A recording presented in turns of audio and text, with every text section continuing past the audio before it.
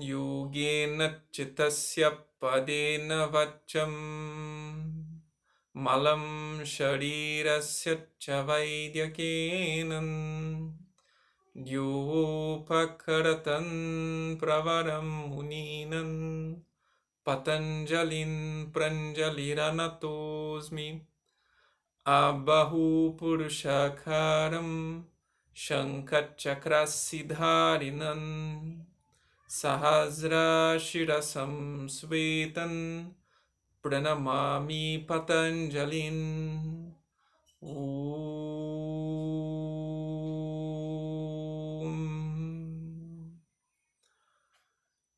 Olá, pessoal. Hoje é um tema muito pertinente no qual eu venho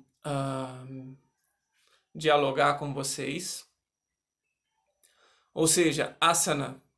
Então eu estou fazendo esse esqueminha de estimular os praticantes a uma autocrítica, uma reflexão acerca da prática pessoal de cada um.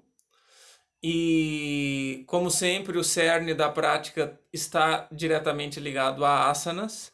Então eu queria falar um pouco sobre isso, uma vez que nós vivemos na história do yoga, digamos assim, um momento em que o yoga se concebe na forma de asanas, em muitas abordagens. Particularmente como no Ashtanga Yoga, que é praticado pela grande maioria dos meus seguidores. Enfim, então eu queria discutir um pouco sobre isso agora, para que nós pudéssemos ter um pouco mais de entendimento sobre isso. Então, primeiramente, o sentido literal de asana vem de as, que significa assento, literalmente. É interessante que muitas palavras sânscritas, elas se refletem num futuro e se aproximam das nossas línguas, né? Por exemplo, assento, assentar, asana, né? Então, a tradução literal da palavra asana significa assento. Porém, o Devanagari, ou o sânscrito, é uma linguagem muito inteligente e profunda, porque ela se concebe em cima de uma estrutura filosofal. Então, toda a base, a estrutura da gramática sânscrita, a proposta da expressão sânscrita, implica num processo de, digamos assim, de autoconhecimento. Então, num primeiro momento, se entende de maneira literal asana como assento, mas depois nós podemos conduzir isso para inúmeros lugares de reflexão. Ou seja, quando você asana, significa que você assenta em vários níveis. Você assenta para praticar espiritualidade. Significa que você assenta o seu corpo para ter uma boa fluidez de energia. Significa que você assenta no seu coração o divino, Paramatma, assim como a filosofia explica. Assim também como você assenta a sua vida num processo de autoconhecimento ou, digamos assim, de vida espiritual. Então observa como isso dá muita profundidade. Essa concepção de asana como Uttita Trikonasana, Parivrita Parshvakonasana, Matsyendrasana, Ustrasana. Então essas diferentes variações de poses mecânicas com o corpo, isso é algo muito tardio no yoga. Nós temos, por exemplo, o Bhagavad Gita. O livro Bhagavad Gita é, digamos assim, um grande carro-chefe, né? É um livro muito, digamos assim, respeitado no processo de yoga devido à sua profundidade de discussão acerca de autoconhecimento.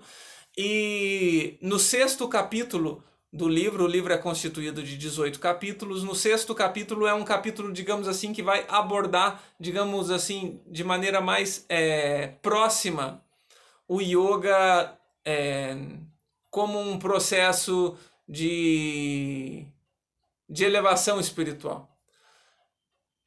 Esse capítulo é chamado de Dhyana Yoga, que é a yoga da meditação.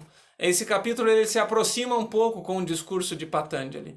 E nesse capítulo aparece a palavra asana no Bhagavad Gita. E essa palavra asana no Bhagavad Gita, ela aparece de maneira muito simplória, digamos assim. Porque Krishna fala sobre que o yogi assenta no sentido de realmente sentar no chão. Eu até separei, eu quero ler para vocês realmente ao pé da letra, para que vocês possam entender como, por exemplo, o Bhagavad Gita, sendo um livro tão importante, e como a palavra asana aparece no Bhagavad Gita. Então eu vou ler para vocês o sânscrito e depois a tradução. Shucho deshe pratishtapya stiran asanan atmanaha nati uchiritan nati nichan chaila gita kushotaram. Qual é a tradução disso? O yogi deve então sentar-se muito firmemente para praticar yoga e purificar o seu coração, controlando a sua mente, os seus sentidos e as atividades fixadas num único ponto de concentração. Então, é nesse momento que aparece a palavra asana na Bhagavad Gita.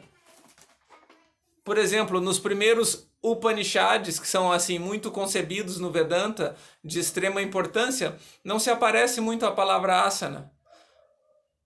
Um Upanishad bem, digamos também tardio assim, né? Ele não é tão antigo, chamado Shvetashvatara Upanishad. Nesse Upanishad vai se abordar a palavra asana como um trabalho de, digamos assim, de busca interior. Assim também que é no Shvetashvatara Upanishad que aparece essa concepção de Hatha como sol e lua, porque a palavra Hatha significa imprimir esforço. Então esses sentidos são, digamos assim, metáforas para que possam dar abertura para filosofar.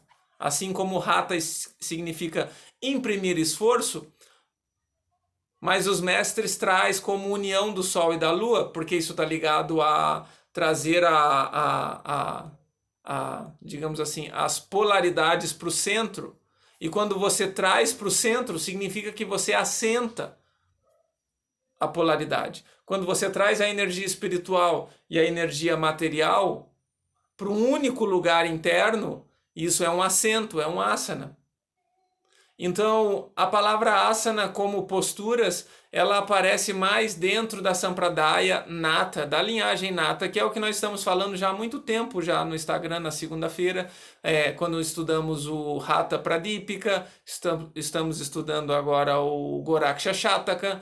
Então, são esses textos bem mais recentes, digamos assim, que essa linhagem de yogis que começam a propor diferentes exercícios de purificação para o corpo, para a saúde e bem-estar, para que possa haver o tão almejado Raja Yoga, essa yoga essencial que nós precisamos praticar. Então é importante ter esse entendimento de que a proposta do asana ela está muito mais ligada a uma concepção de assentar o que é essencial em nós em busca da elevação espiritual do que necessariamente o asana como Trikonasana. Tá, então vamos trazer um pouco agora para Patanjali, né? Eu sugeri para vocês lerem o verso 46 do segundo capítulo, Stira Sukha Asanam, que é um momento que Patanjali fala diretamente de asana. Mas antes do verso 46, Patanjali cita a palavra asana no verso 29. Yama niyama asana pranayama pratyahara dharana dhyana samadayo ashtau vangani yogash. Não é assim? Então o que acontece? Mas observem que antes de pranayama, Patanjali propõe asana. Mas Patanjali não é. Logo após esses versos, Patanjali explica o que é yama e niyama. Mas Patanjali não explica o que vem a ser asana. Porque existe uma grande chance de que o asana que Patanjali propôs é o asana de assentar, literalmente. De assentar numa postura firme e confortável. Stira Sukha. Para quê? Para haver um controle de energia interna, pranayama. Então, esse entendimento de asana, como essas poses que a gente faz, essas posturas que a gente faz dentro de séries ou dentro da abordagem do Hatha Yoga, e é importante ter esse entendimento de asana como técnica e asana como conceito de teórico, digamos assim, filosófico. Então, toda vez que vocês forem praticar asana, entendam que vocês estão fazendo apenas uma técnica para que possam alcançar um asana mais profundo. E qual é esse segundo estágio do asana? É conseguir uma estabilidade entre firmeza e conforto. E olha como isso é legal, como isso reflete na vida. Porque o quanto nós conseguimos nos manter numa postura firme do Dharma, mas ao mesmo tempo estar confortável e abertos para poder lidar com o tempo real que nós vivemos. O quanto nós sustentamos com firmeza a disciplina no processo de autoconhecimento, mas o quanto também nós estamos confortável para lidar com os imprevistos da vida diária. O quanto nós estamos firmes e fiéis à tradição, mas ao mesmo tempo confortável para estar aberto para o novo, para o que está acontecendo ao nosso redor nesse momento. Então essa concepção de Sthira Sukha, ela vai muito além do processo físico. E nós precisamos sim estar sempre conscientes de que a concepção de asana, ela está num lugar de entendimento, de achar um momento interno de firmeza e conforto. Porque é nesse lugar que se concebe esse assentamento do divino no coração. Agora, em algum momento na história do yoga, o termo asana se dirigiu às posturas. Por quê? Porque as posturas, as poses que nós fazemos com o corpo, essa estrutura mecânica que nós praticamos, digamos assim, através das aulas, das práticas, isso faz com que nós realizemos, a nível celular no nosso corpo, o conceito de Sthira Sukha. Porque se você for observar a sua respiração, ela se impõe num processo de firmeza e conforto. Se você for observar o seu corpo como um macro-universo e a sua célula como micro, essa célula ela também se estabelece num processo de Sthira Sukha. Ou seja, ela precisa de stira, firmeza, para poder expelir, e também ela precisa de sukha, conforto, para poder se alimentar. Esse é o processo celular e esse também é o nosso processo de interação com esse mundo. Então, essa concepção de Sthira Sukha, de firmeza e conforto, ela se abre para todos os ramos das nossas vidas. Então, é importante conceber o asana como essa ferramenta. E aí, esse conceito desconstrói tudo que muitas vezes a gente coloca internamente na nossa mente, no nosso ego, sobre o quanto nós precisamos fechar uma asana para poder ganhar outro. Isso é consequência, Ishvara Pranidhana. Exercite a entrega, deixa que isso aconteça no tempo que tem que acontecer. Mas o que é importante manter em mente, a cada vez que nós esticamos o tapete, é que nós vamos exercitar em cima do tapete, quando praticamos esses asanas físicos, essa realização celular no nosso corpo de que é preciso sempre achar um equilíbrio entre firmeza e conforto, firmeza e conforto, firmeza e conforto.